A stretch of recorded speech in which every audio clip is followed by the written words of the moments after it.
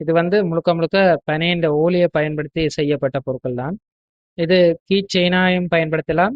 அப்படி இல்லையென்றா நீங்க இதை வந்து விளையாட்டு பொருட்களாகவும் சிறுவர்களுக்குரிய விளையாட்டு பொருட்களாகவும் பயன்படுத்தலாம். நீங்க இதை செய்யறது வந்து ஈஸி. இதை செய்யறதுக்கான நிறைய ட்ரைனிங் கூட கொடுக்குறாங்க. மற்றது இதை தேவை என்றாலும் நீங்க வாங்கலாம்.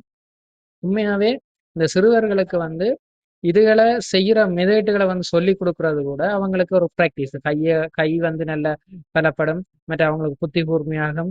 இதுகளை ஞாபகம் வச்சு இதுகளை திருப்பி திருப்பி செய்யறதுக்கான ஆற்றல்கள் விரைக்க ஒரு உற்பத்தி திறன் வந்து அவங்களுக்கு இருக்கும். அதே நேரத்துல அவங்களுக்கு ஒரு உழைப்பாகவும் இருக்கும். இத இயற்கை என்ற மூலப்பொருட்களை பயன்படுத்தி இப்படியான பொருட்களை செய்யக்க கையில உழைப்பு கிடைக்க போது அந்த அந்த உழைப்பை வச்சுக்கொண்டு அவங்க அடுத்த கட்டத்துக்கு தங்களுக்கான பணங்களை தாங்களே தேடுகின்ற ஒரு முயற்சிகளையும் எடுப்பாங்க.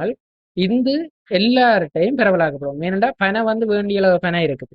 இந்த பனையில இருந்து செய்யப்படுற கடகம், சட்டி, மற்றது பெட்டிகளா இருக்கட்டும், மற்றது திருகணையா இருக்கட்டும், அப்படி நிறைய நிறைய உற்பத்தி பொருட்களும் சரி, கூடையலா இருக்கணும், நிறைய நிறைய உற்பத்தி பொருட்கள். அதே நேரம் இந்த விளையாட்டு உபகரணங்களா இருந்தாலும் சரி, அனைத்தும் வந்து நீங்க செய்யறது வந்து ஒரு மிக தேவையான விஷயம். ஏனென்றா மக்கள் மத்தியில பனையும் பனை சார்ந்த பொருட்களும் விழிப்புணர்வு சரியாக தொடங்கும் பட்சத்துலதான் நாங்கள் எப்படியாவது இந்த பணியை காப்பாற்றலாம். இல்லையாண்டா பனை சார்ந்த பொருளாதாரம் கட்டியெழுப்பாம இருக்கும் மட்டும் நாங்க இந்த பணியை காப்பாற்றுறதோ நிலத்தடி நீரை காப்பாற்றுறதோ வந்து சிந்திக்க முடியாத ஒரு விடயம். நன்றி.